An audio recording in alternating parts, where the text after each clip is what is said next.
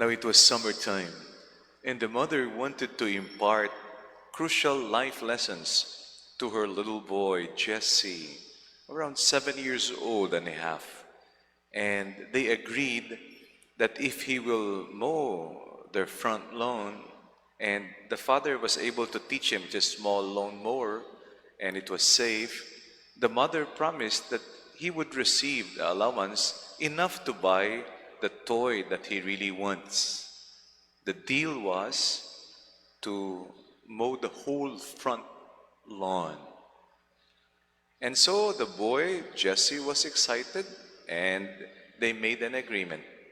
And they even made a pinky promise that they will keep their deal. And so the mother went to the kitchen and the boy went to the front, and the mother heard the motor running, and she knows that the boy is doing his job. Now, past 11:30, the boy came in and declared, "Mom, it's finished." And so the mother went out and scanned the front lawn. And true enough, for a small boy, he did a good job. Excellent. Near the pavement, the street, it was even, and the flow, the direction, and where the lawnmower passed, it was really trimmed very well. But then she saw a clump of grass at the far left corner. And immediately she reacted. And so she called her son and she said, "The deal is off." And the boy tried to, "But mom, no, shh, no buts, no ifs. The deal was you have to mow the whole front lawn, but you left." Siguro sa mind sa mother, tapulan ni siya, no? He must have been lazy. He gave up. It was the heat of the sun. No ifs, no buts. You failed. The deal is off. You will have no allowance. Again, the boy wanted to say something. "Shh, go to your room." The mother was thinking, he needs to learn discipline. He needs to learn the value of work. He needs to learn to keep his word and to honor the agreement. And so the mother felt bad, but the mother was very strong. "I have to teach him a lesson." The boy went to her room, and after lunch, the father arrived. And when the husband entered the kitchen, he told the wife, "You know what? Let me show you something." And then the husband brought the wife to the far left corner of their front lawn. And there, with the clump of grass still intact. And the wife was saying, "Yes, our boy did not follow my instruction." Wait.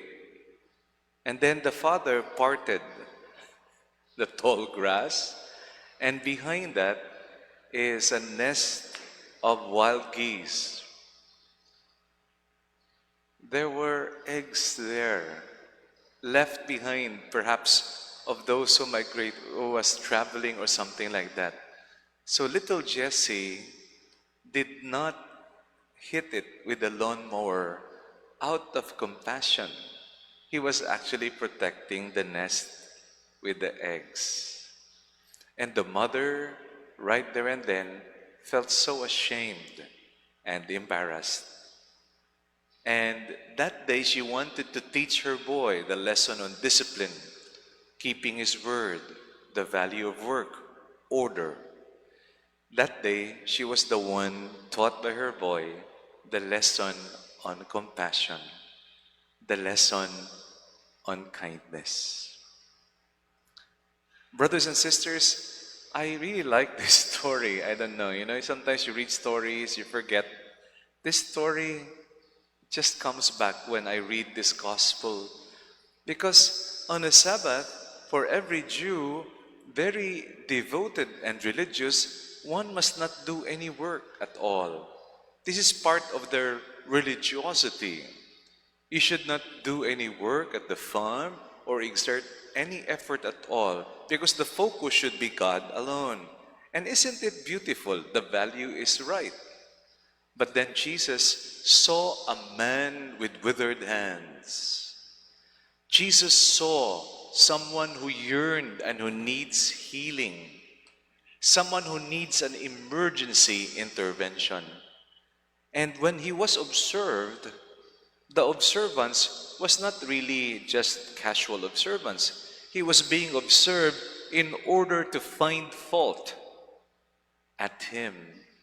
And the silence was not silence which was really neutral. It was a silence which was hostile. And then Jesus asked them this question because of this tense situation.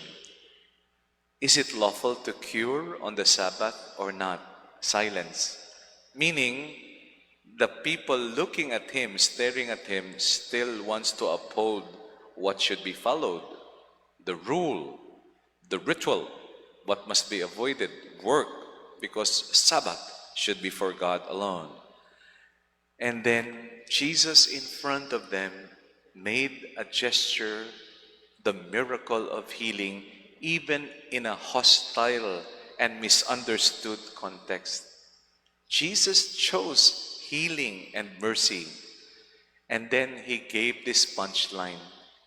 The punchline is, if your son, if your own daughter, or even your ox would fall into the cistern on a Sabbath, will you turn your back because you're not allowed to work?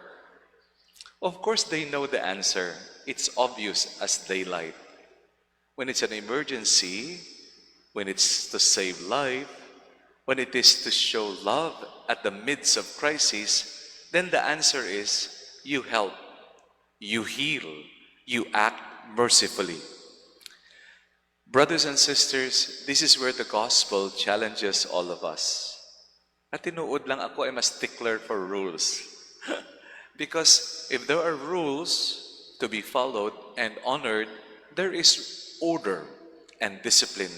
And if there's order and discipline, there is peace. There is justice. We must follow that. And for the Jews, we must respect they have a good intention.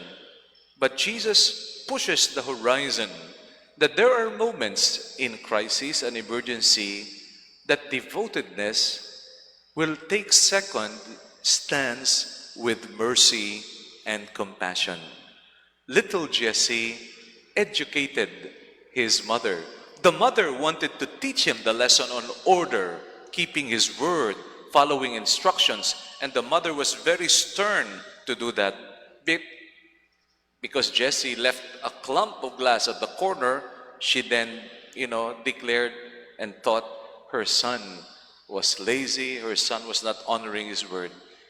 Only at the end to discover that clump of grass was not mowed because Jesse acted out of compassion because there's a nest of birds' eggs there. Brothers and sisters, little Jesse for us could very be well Jesus Christ and the Sacred Heart of Jesus. We must act with justice. We must follow order. We must discipline ourselves and others. We need that. But there are moments in life that compassion is needed from us as well. May the Spirit guide us to discern the proper response. And like Jesus, when there is healing that is needed, may we choose mercy and compassion. This is the way of the Sacred Heart of Jesus. So help us, God.